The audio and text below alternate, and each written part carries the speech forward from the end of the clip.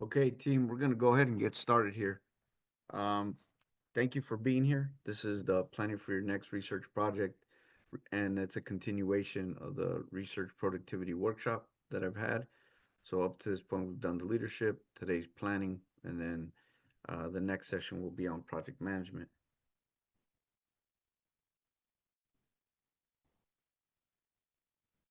So, the workshop framework, as you can see here, the whole purpose behind this session is to introduce you and to provide a planning solution for efficient planning efforts where you are. Um, and today we'll be going through this particular planning session, and I'll be going through the references and the agenda coming up next. But before we continue, I just want to ask, for the crowd real quick, where are you guys working now? And just kind of, if you're a researcher, like, what kind of work are you doing? So, Coyote, we'd start with you. Yeah, thank you. Yeah, I'm a postdoc at Northern Arizona University. Um, yeah, so that's where my career stage. Okay, good to go. So, what was that last part? I said I'm a postdoc. Oh, you're a postdoc. Good to go. Yeah. Okay. And then, well, don Carlos, I know who you are, are one of our educators. Hold on, let me let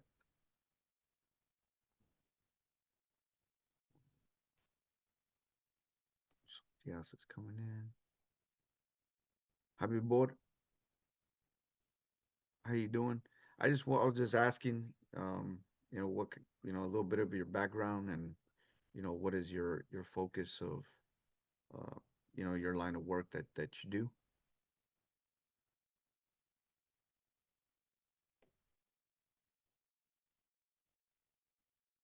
Habib Board, can you hear me?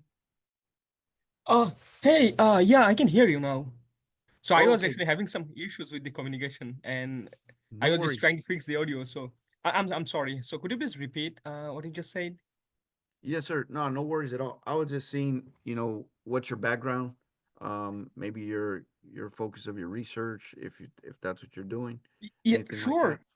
Okay, that sounds good. So my background is it's in industrial engineering. So I'm just PhD candidate actually in systems and industrial engineering actually at the university.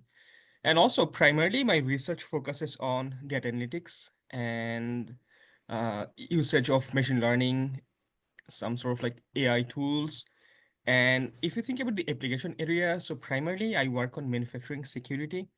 So this is more about, process monitoring, detecting anomalies, and some sort of like diagnostics. So these are the primary research areas I'm focusing on right now. Okay. All right. Sounds good. Thank you for that. Mm-hmm.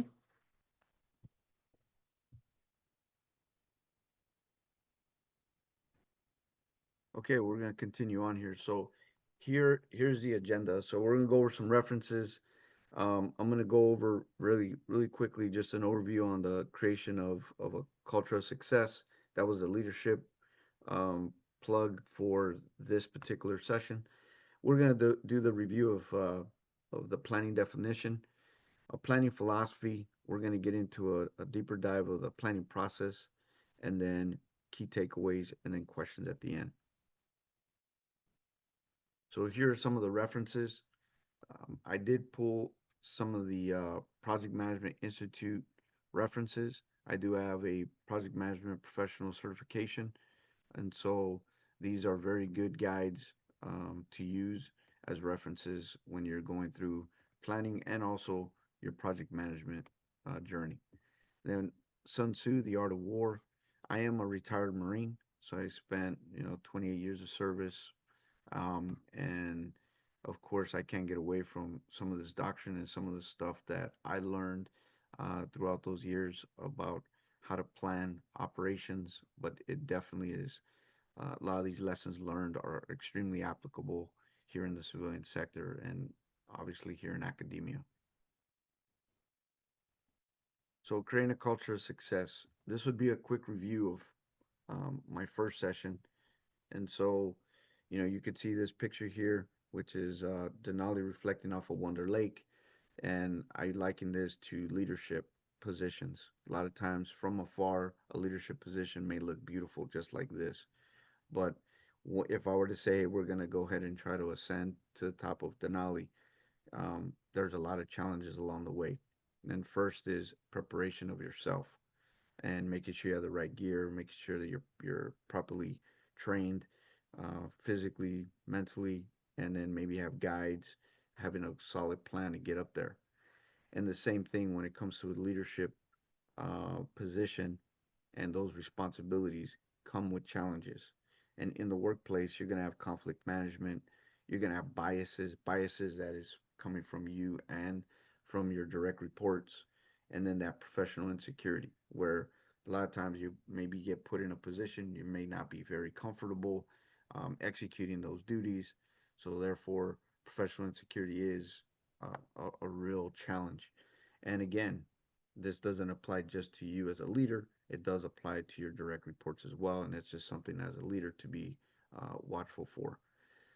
Recommended actions. I talked about emotional intelligence in my first session, and that's essentially just understanding, being empathetic, building trust, and making sure that as you're interacting with other humans, that you're very mindful of like how do you impact the team, how does the team impact you, and then just being empathetic to others, and making sure that you know who your people are. And so as you're going through the planning process, you're going to be trying to cultivate cooperation, collaboration, being able to communicate, and critically think, because there's going to be problems that you're going to be trying to solve, and you need to be able to bring and rally people around those problems. And emotional intelligence, making sure that you're able to practice that and understand it in the workplace, is going to make you successful. Being engaged and being involved, those are those things that I talk about of as a leader. You cannot be aloof. You need to be engaged. You need to be involved in the things that your people are doing on a regular basis. So that way you could give them that proper guidance. You can manage the risk of the organization, and you can make timely decisions. And then lead people and manage things mentality. That's just a mentality of where you need to lead people like humans, and then you can manage things like a Gantt chart, like a schedule, like milestone accomplishment, things of that nature. Those are You're going to be managing those things, but you're going to have to lead people to make sure that you're meeting whatever tasks are assigned to them. Okay, humility and leadership. This is something that comes from an article I wrote and it was published in the Marine Corps Gazette back in 2019. And I talk about humility, authenticity, and having a positive mental attitude. Again, this is being practical. These are things that you can practice, and to be able to garner the support you need and to allow your team to thrive in their duties. So we're going to get into definition of planning. So there are many definitions I'm sure out there that we can look at. But the one I want to look at is right from the project management body of knowledge.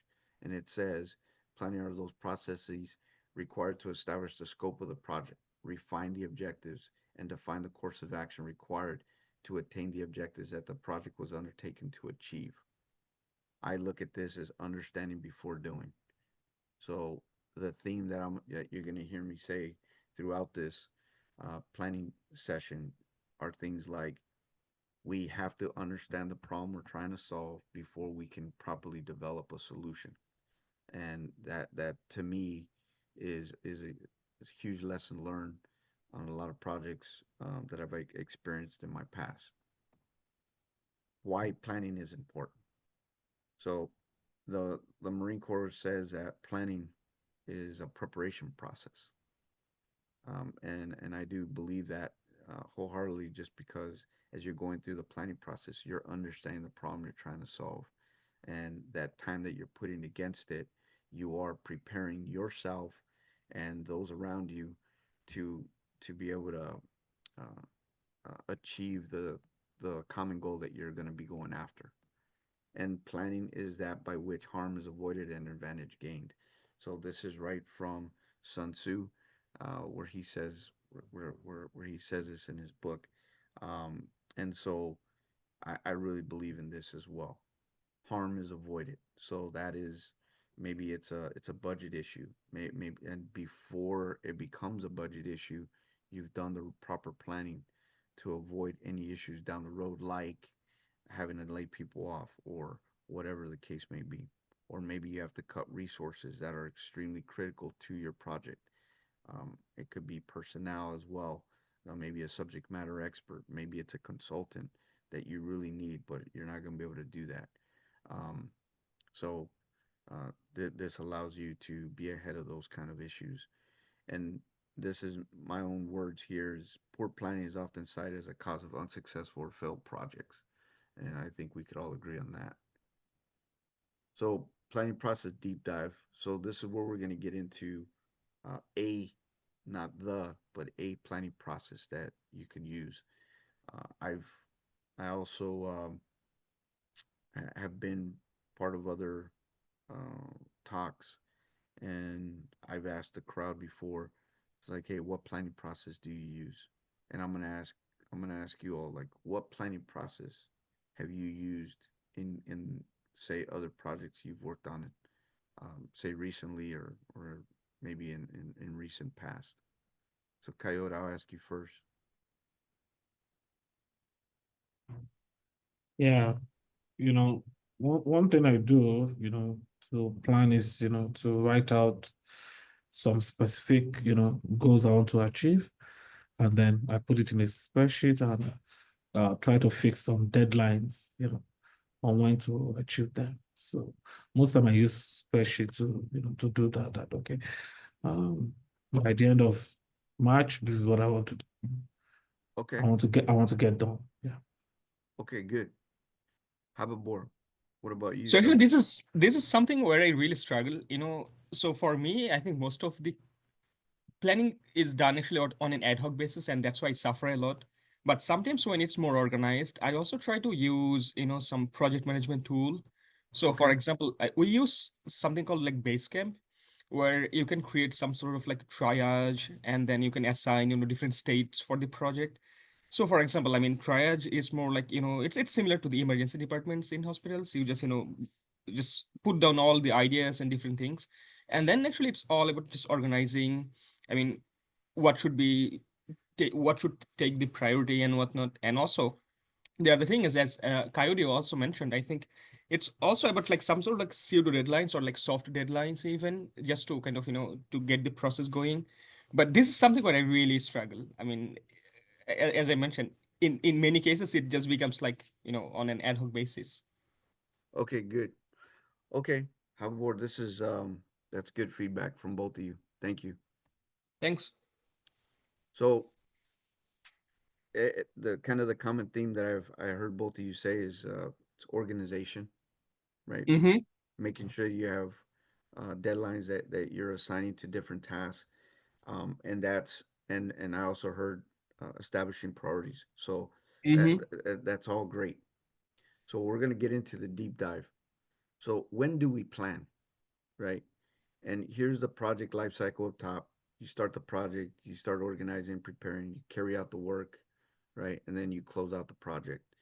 And here are those process groups. These process groups are identified from the Project Management Institute via one of their publications, which is a process groups, a practice guide. And they do talk about these 5 process groups.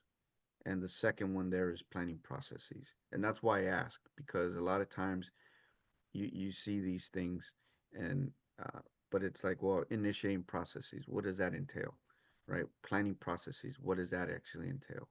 And then you're executing, you're monitoring and controlling, and then you're closing and processes.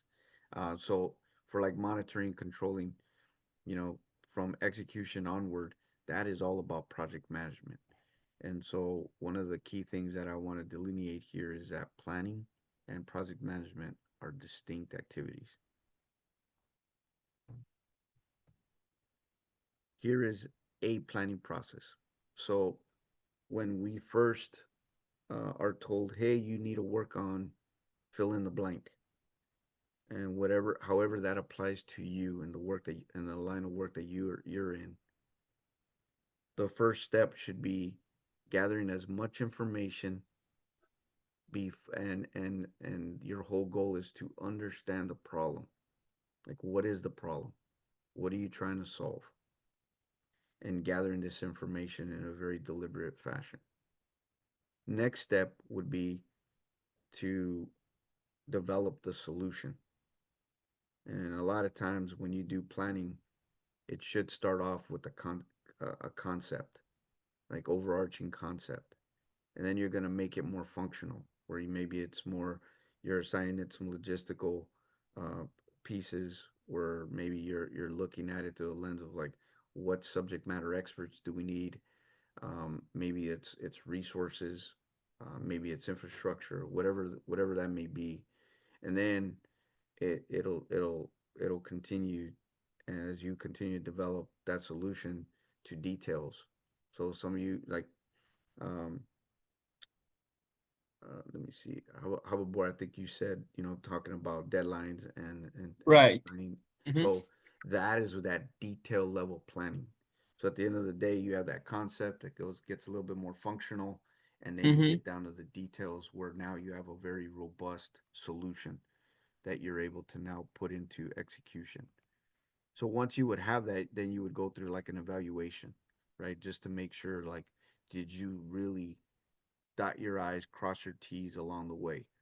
And this step 3 would allow that to happen. And then you're Mm-hmm. probably going to capture it in written form. And so, the idea when it comes to planning, you're going to see some of the techniques. You could either do it on PowerPoint, you could do it on, a Word document, could be however you do it. I'm not going to prescribe like it only has to be this way. Mm-hmm. And then the last step would be transition, right? You begin executing the actual plan. And typically what happens, and I'm sure you've heard this term, there's a kickoff meeting. And that Mm-hmm. kickoff meeting is essentially signaling the start of the project. And not before, but after is the idea. And you can kind of see I have in the middle, I have understanding and improving, and it goes counterclockwise. Well, the idea is that the planning process is going clockwise, but as you continue to understand and improve, you may have to go back, right? And I don't want this to be looked at as a linear process, right? Even though you may have a deadline, yes, that you're working through this, you only have, say, you know, a few hours to plan, or you have 20 days to plan. As you're going through this process, you're going to be learning, right? It's that preparation process that we talked about, right? And so it's okay for you to go back a step if you need to be, if you need to, as it applies to the problem as you're understanding it. Okay, does anybody have any questions?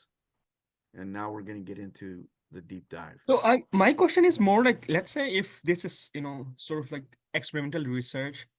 So I think this cycle still applies. So for example, I assume that execution is more like, performing the experiments, and Yes. maybe based on the experiment, we collect some results and see if this is working or not. So is that correct?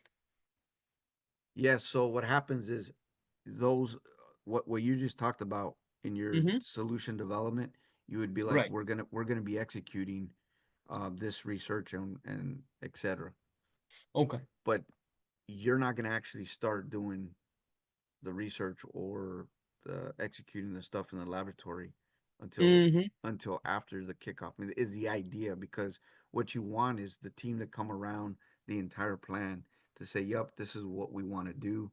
Maybe this is our hypothesis, what we want to achieve." But then when you start executing, as you know, right? Mm-hmm. Well, we didn't really think about that, and that's okay. But the idea is that it at least gives you a roadmap of how you're going to get there, Okay. instead of starting those processes without having it written down or captured. only thoughts or maybe on a quick spreadsheet. This gives you more robust of like understanding the whole concept from big picture all the way down to, you know, the output of your research, if that makes sense. Yeah, that makes sense. Yep. Okay. But did that answer your question, Habibur? Yeah. Yep. Okay. That answers the question. Yes. Okay. Thanks. Yes, sir. Okay, so this first session, um, I just want to quickly go through what this agenda will look like, right? So you would want inputs reviewed. So the idea with the inputs is maybe it's a solicitation for a grant. Mm-hmm. Maybe it's input from colleagues that says, hey, this is kind of the research we want to do. Whatever it may be, whatever those inputs are. Heck, it could be a thread of email. It could be a whole host of different inputs. It could be strategic. Maybe you're part of a strategic uh, initiative here at the university that says like you want to be able to follow these kind of guidelines. All those things would be input into this planning process. And this is all about understanding the problem you're trying to solve. Then you're looking at maybe stakeholders. What planners do you need? This starts getting into personnel. Who are the people you want at the table? Requests for information. Those are things like those questions that you may have. You may have assumptions, limitations, shortfalls, risk and mitigation, task analysis, list of activities, problem statement, proposed mission statement. All these things you're going to be methodically going through, asking the team, how do we do this? So I'm going to be giving you an example of this. So let me go ahead and I'll stop share real quick and I'll pull up.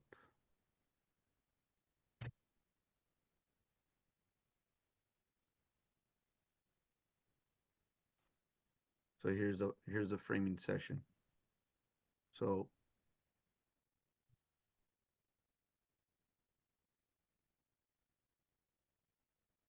you know, it will just start just like any kind of brief. You'll have an agenda, Mm-hmm. right? So all these things we just talked about, the framing session agenda. I always put things like keys to success, and this is just a shot across the group to be like, hey, just remember, it's about the leadership. You're gonna be talking about relationship building, cross-functional teams, like being able to cultivate those 3 C's: cooperation, collaboration, communication, and accountability. And then here in this case, this was part of a strategic initiative. So we were like, okay, this is like the larger picture. So we had an input. This was part of it. And we're like, hey, this is like the overarching vision and mission. And then you get into the inputs, right? These are the documents we reviewed. And so these are things that you would capture. So that way, maybe however maybe you have a document that Mm-hmm. was just received and you're in this meeting and you're like, hey, did you get that one, I don't know, whatever piece of literature that should be an input into this? And they're like, no. So this will be the ideal place to be like, okay, we want to have all the information as much as we can. It's not going to be Mm-hmm. perfect every time, but if something like that, this allows the team to be like, oh yeah, we're missing 1 or 2 pieces of literature or documents that are extremely important for us to really understand the problem we're trying to solve. And then this right here is an example of all the stakeholders. So from the top, you can see in this case, I captured, this was UAHS. We had, our director here at DSI, all this kind of good stuff. So, and then you can see where I was the project manager for this. I had a technical project manager. Here's a list of planners, all that good stuff, and their roles. So this gives you a quick snapshot of who's who in the zoo, if you will, and just to make sure that everybody's tracking like, hey, this project is more impactful than beyond just the team. Mm. Okay. And then this could be request for information. So this is a way to capture it. So it's like, hey, what is the current status of all projects,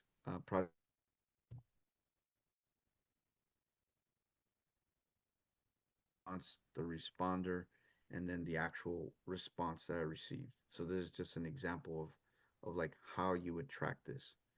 And then assumptions. Here were some of the assumptions that we had gathered as an example. So nothing crazy here, but it's like, hey, the biggest thing was like, hey, the strategic initiative is going to have the proper funding for us to sufficiently and efficiently get this done. Limitations, these are things that you have to do or you can't do. And Okay. so this is just again allows the team to really think through, what are the, if there's any issues that and making sure that you're in adherence to maybe policy regulations, things of that nature as well. And then shortfalls, like in this case, we listed three different types of personnel, subject matter experts. We had some resources that we were looking at as well. So this at least allows you as a team to capture shortfalls and then to be able to think through possible solutions to be able to cover down on those shortfalls. So like for the second one there, tech writer, I actually hired a grad student to come in and be a technical writer. Mm-hmm. And so we were able to solve that problem. But if I didn't capture that, then maybe I'm at the end of my project and I'm like, hey, we need a tech writer. Oh, by the way, we don't have any more funding coming up for the next fiscal year. So, like, how are we going to get that done? Right? So, like, this allows you to think about that up front rather than at the end of the project when you're already running out of money because you didn't properly plan or budget for it there for that matter because you didn't plan for it. You have an issue. So this is a way to be able to capture that up front. Risks and mitigation. So being able to capture any risks and then how are you going to mitigate those risks? So this is a few that we came up with. And then task analysis. So one of the techniques I use, there's this, there's a racing matrix that that is used in project management where it's who's a responsible party, who's accountable, who's consultant, who's informed. And typically, what I've seen is that this is pretty. It coincides with like the overall objective, or an objective. And what I like doing is capturing an objective and then capturing the tasks associated with accomplishing that objective. So it's a way, not the way. It's just a way I like to design capturing tasks. And then mission, this goes back to like understanding like why are we doing something. So you could see what I highlighted there is the purpose of why we're doing whatever we're doing. And again, if maybe you're working on a grant, stuff like that, like I'm sure you would have captured the why you're doing it. And so this would just be neatly captured right here for the entire team to understand like this is our marching orders, this is what we're going to be doing. And then what I always like doing is just restating the purpose where it's just a standalone statement. And then the end state in this case is like, okay, so what that we accomplished is what is going to be the long-term impact that we want. And that's what that end state is all about. Again, not the way, but a way to make this a reality and to think through this problem. Okay, and then I like capturing project scope, especially here in academia. It doesn't matter where you're at in industry, but a lot of times, if you don't capture the project scope, then you're gonna have scope creep. So then, the stakeholder's gonna be like, hey, what about this? What about that? And you're like, hey, that wasn't what we agreed upon. Well, where did you write that? Oh, you just talked about it. Oh, it was in that email. Well, this is a way to not have this type of very critical information captured in an email or in a conversation that happened 3 months ago. You're actually you're actually stating it. You're capturing it, and you're making sure that everybody's on the same page to say, hey, this is exactly what we're saying is project scope. Are we all in agreement? These are the things that are in scope and things that are out of scope. And then I like putting together a planning horizon. So in this case, again, this isn't the plan. This is simply stating this is all the information. We're understanding the plan. We're understanding what we're supposed to be doing. And at this point, now you're ready to get to step 2, which is actually applying a solution to the problem.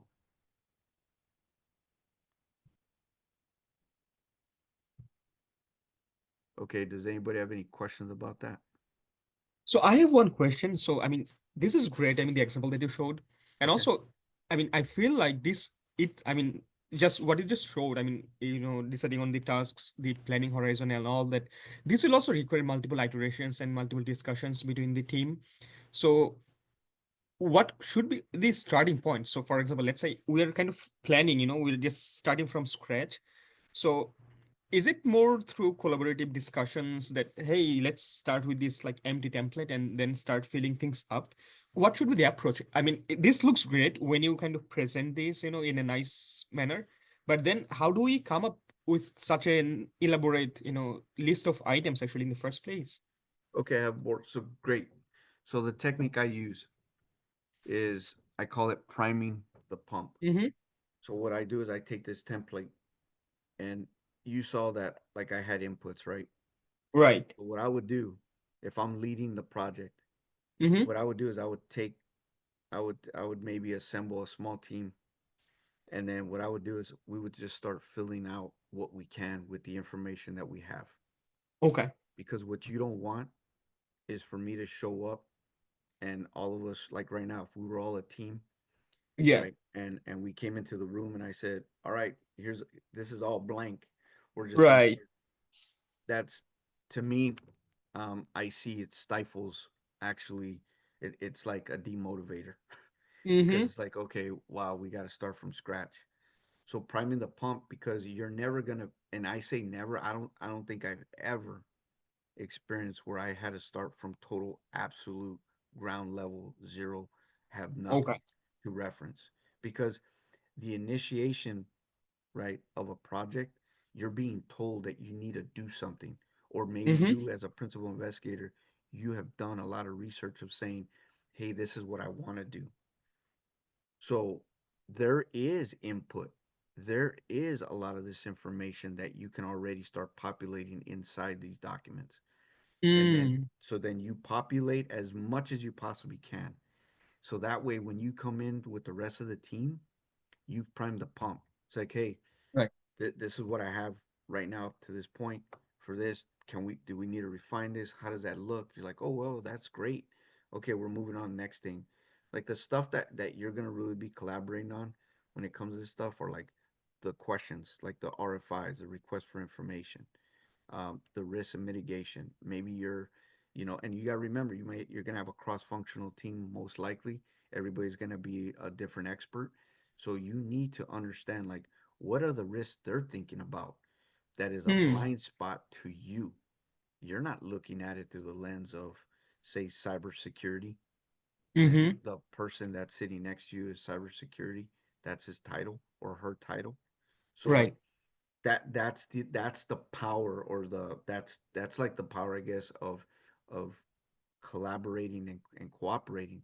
The problem is when we don't have a process to follow, it's very hard to like be able to assemble a team and follow something that everybody could rally against to be able to then populate input. If that Mm. makes sense. So that's why like this planning process, it's a planning process, but it's one that I haven't seen anywhere other than my time in the military. We use something very similar to this. Okay. But the idea is that it applies to um, it applies to wherever you're at. Anytime you're trying to solve a problem, it makes sense Mm-hmm. when you start getting into it. So solution development. So now that you've gone through the first step, now you're going through and you're saying, okay, now I need to solve this problem. So you're going to use an in progress, maybe those in progress reviews to refine the solution. And I'll talk about that right now. You're going to be looking at those inputs reviewed. You're going to maybe have an orientation. Maybe you're traveling to different places. Maybe stakeholders are located in different places, partners, maybe other universities. You're going to have that restated mission statement that comes right from step one, right? Organizational chart. Again, you're refining, um, maybe again, when you've identified shortfalls and it's a personnel, you may need to look at that org chart and say, hey, you know what? We needed cyber infrastructure manager. We didn't have that. We identify as a shortfall in step one. Step two, now it's been a couple weeks or a week later, and now we actually have one on the team. So we're going to actually populate and update that org chart. Plan of action and milestones, we'll talk about that. Schedule of events, key metrics, objectives and tasks, the planning horizon, overall risk assessment, and then questions and discussion. So what I'm going to do, stop share here.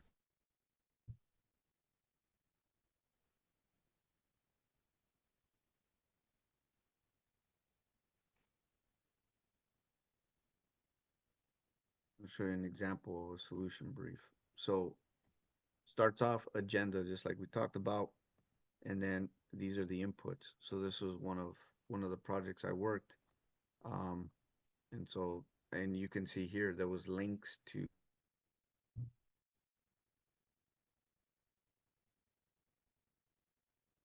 there was a budget, all these kind of things, and then when I started getting into it, orientation. So we had the team, they were going to be traveling to Alaska, Colorado, and then what I was just doing is just identifying those pucks, and this is just good for orientation, nothing crazy. Um, and then again, this was like the higher order vision and mission of the overall project, so I was able to capture that, and then get down to the actual mission of the team. What are we trying to accomplish? Then this was the stakeholders and planners, very similar to that you saw before, just capturing everybody. So it's one-stop shop. I have everybody. I know everybody that's involved. And then yeah, the plan of action and milestones all the way across. And this gives you that snapshot of phasing construct, planning coordination, execution, working proposal, finalize a proposal. That second line are the months of the year. And then the third line there is like second quarter, third quarter, fourth quarter, first quarter. Like, and the reason for that is for funding, right? We're going to be working on from one fiscal year to the next. That means there's funding considerations, etc. But you actually put it here so everybody's tracking what it is. And then these key events. What is all the key events that we need to identify? And then what I've done is I've taken those key events and then people are learn different. So that one is very visual, but this one is just a list. So like if you needed to share this with other partners, you could just copy and paste this, boom, and it's done. And then continuing on. And then these are other critical milestones. And then here is a very, very detailed like objective, right? So like here, this was deploy open source infrastructure, right? And Cybers, and then these were all the key tasks. So you could see this was objective one, and then all the key tasks or key results. I've numbered them 1.1, 1.2, and it's very detailed. And I know this could be daunting, right? You're like, oh my God, when am I going to have time to do any of this? You're right. It can be, it can appear to be overwhelming. But the idea is that if you have a structure to do this, this just becomes what you do, and it helps you organize. And then you can see the RACI matrix here. So those that were responsible, accountable, consultant, informed, now it's filled out. And then same thing here for task 2, 3, and then activities. And then just breaking this down just so we're staying on top of these things. And then the planning horizon, just like we talked about, would just be, okay, this is where we're at now, this is where we're going to be at in the future. And then question and discussion, that's it. Okay, any questions about that? No questions from me. It was very clear. Thank you. Okay.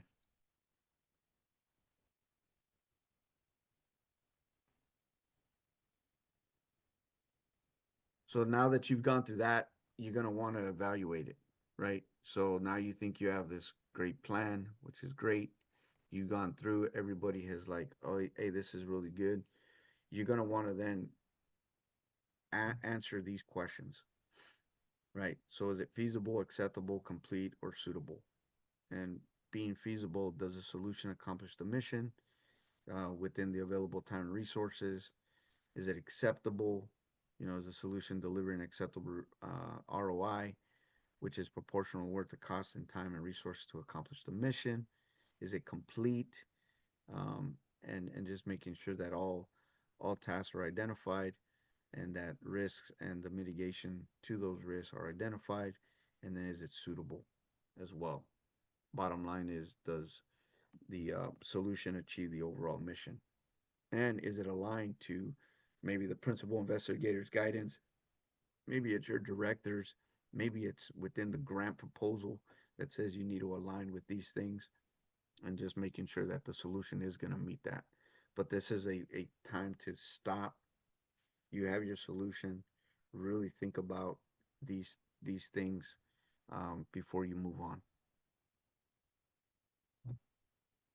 Then you'll develop the written format. Now, I'm very cognizant about, you know, saying, hey, this is a written format, because everybody's going to do it different. So um, I do have an example, but I caution that, like, at the end of the day, it's however you want to capture it. Has anybody seen or have an example of a written plan, or has worked a written plan that was in support of, say, a project? Yeah, so like if say your team doesn't need a written plan, is great. Okay, maybe it's the proposal that's you know, whatever it is that is conveying the actual plan, that's what you would want to use.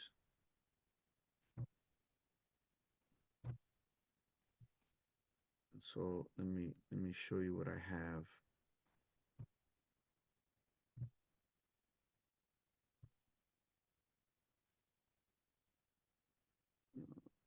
It's not letting me share that.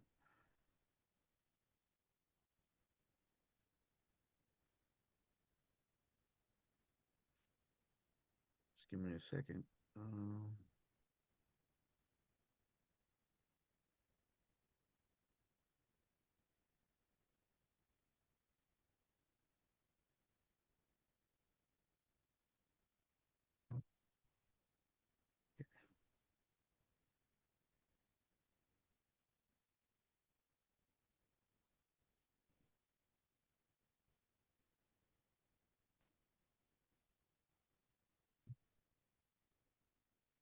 I don't know if you could see that, but Yeah, we can see your screen. okay. So the idea is like capturing the problem statement, then you capture that mission, the course of action of, like, again, going off of the timeline, capturing your critical milestones, and then you would just bring in that timeline that we captured. So everything that you've done up to this point, it's not lost. You want to continue to bring it forward, so then that way, now it's in written form. So I don't know, a lot of people, maybe they don't want a PowerPoint, maybe they want it in Word document. Well, you're able to just essentially copy and paste all that information and put it in here. Um, and you can kind of see the way it flows. Project scope, whatever that may be, maybe project success statement. There's your chart, your partner stakeholders, and then I also talk about, you know, what is the name of the project? Is there a meeting cadence? So in this case, we have a stand-up meeting. These are the times that we do it. These are the days that we do it. Is there bi-weekly meetings? What other part of the communication plan needs to be in place or is in place? Are you using a project management tool? And if you are, what is it? In this case, it's Jira. And then, like, roles and responsibilities of all the participants. Um, and then we always do lessons learned. So once the project is over, we actually want to capture lessons learned so we don't make those same mistakes moving forward into other projects.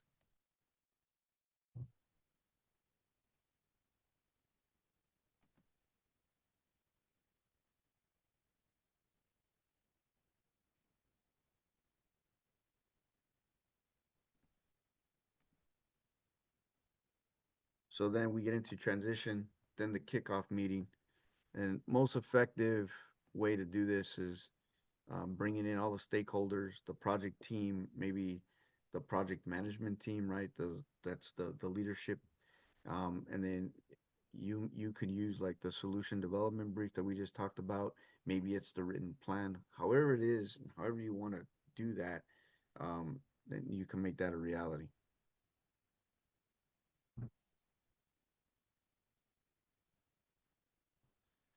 Okay, some key takeaways. So leadership is responsible for creating a healthy work environment, right? And that's what we talked about is as leadership, and one of the things that I talk about in my first session is that you can lead from anywhere within the organization. So you're a leader in your own right, and you're just trying to create that culture where a team can cooperate, collaborate, properly communicate, and then critically think, and especially during planning, right? But throughout the process.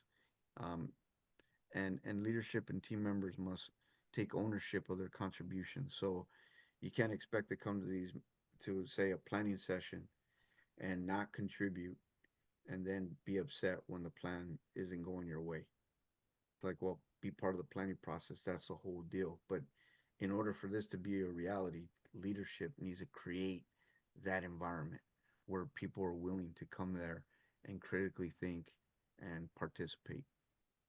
One of the things I'll tell you is planning does not think for you. This is a process. You still need to bring in your knowledge domain. You know the way you do business within your culture, maybe within your discipline. Those are things that planning is not going to do for you. So this is just so we're clear on that. And then understanding the problem and improving the plan. It's continuous. So this is just a quick snapshot of bringing it all together, right? So at this point, we've talked about leadership and three things that I feel are imperative to solid leaders is their ability to provide guidance, manage risk for the organization, and make timely decisions. And all that is about communication, cooperation, collaboration, and critical thinking. And here's a quick snapshot of leadership, direct reports. I do talk about the humility, authenticity, and having a positive mental attitude. That is that creation of a positive environment to allow proper planning to occur. Okay, questions, team?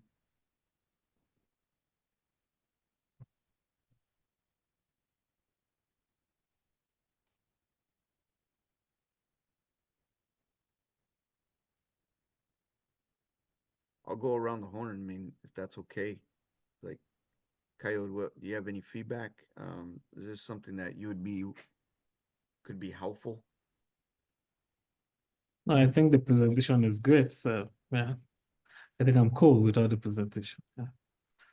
No question. Okay. Habibor?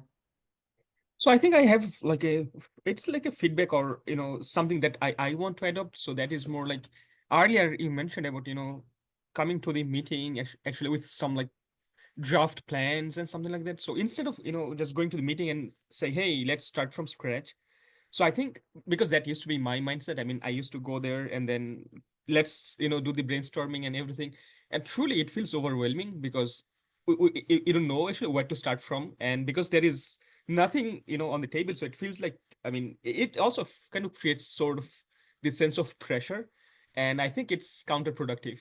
But I like your approach, even if it's not the best plan, or even if it's not even like 20% of the plan, at least having something actually to start working on and actually just to initiate the discussion. I think that's like helpful. And also, this is, I mean, again, this is just from my personal experience. So when you are writing a paper versus you are reviewing a paper, so the workloads is different, and actually I think the comfort level to work on is also different. So when someone asks you, hey, start something from scratch, it's quite difficult versus if you already have a draft, it's quite easy, to incorporate your feedbacks on it, kind of to revise it. That becomes more easier, or it's like more comfortable actually to work on. So I think I'm going to adopt, I mean, that approach actually that you actually shared. So maybe we can start with, a basic template and then with maybe some like placeholders. And then it's quite easy because this is way more structured and we can literally, discuss point by point. I really appreciate that approach. However, if you need help with anything, just reach out. I could provide you the templates, easy day, Of course, and then I'll send you an email. Yeah, sure.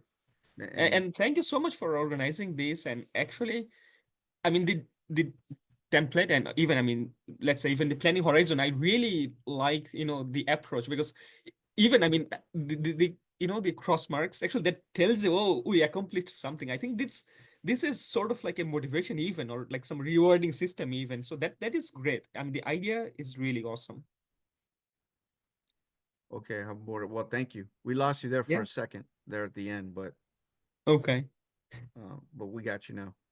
Thank you, Rudy. I mean, I think the gist of, I mean, my takeaways from this meeting is actually how to be more organized. Because, I mean, this is something, as I mentioned earlier, so I really struggle with, organizing stuff. But I think when you have sort of like a framework, I'd say this is like a framework, then it makes the, tasks easier actually, and it's easy to follow and easy to kind of, coordinate even with the stakeholders. Oh yeah, that's the idea, right? Is Mm-hmm. because if you want to rally the team, and we always talk about, oh, we need to collaborate. Right. Well, like, okay, how are you gonna do it though? Yes. And it's Yep. not, well, we're just gonna have a meeting. Well, we were all Mm-hmm. there, we're all collaborating, but it's like, Yep. how do you make that moment where Mm-hmm. time is very precious, Yep. that you need to get input from Mm-hmm. everyone, and if you don't have a vehicle like a process Yes. to Yep. make that a reality, you waste a lot of time. And And again, so I think I'm just, sidetracking actually from the this scope of the meeting, but also, I mean, this is something I really observed actually over the past few weeks. So I actually, I have a recurring meeting with a professor. So we, just we go to the meeting and try to discuss things on the fly. And eventually, I mean, if I now look back, let's say for the past 4, 5, 6 weeks, it wasn't that productive because we discuss ideas, but it doesn't, materialize. But now, as I mentioned, so I'm going to adopt this approach that you just shared. So now, because I think we will be discussing on specific points, and then we can even identify actually what we discussed. We can summarize those and convert them into action items. So having this systematic approach, I think, is really important, especially for research, which is by design very vague, and it's really spread out. So especially for such things, I think organization and, the systematic approach is really the key. well, thank you, Albor. I appreciate those comments. No, thank you, Rudy. Yes, sir. Uh, is it Miki? Miki, did you have any comments?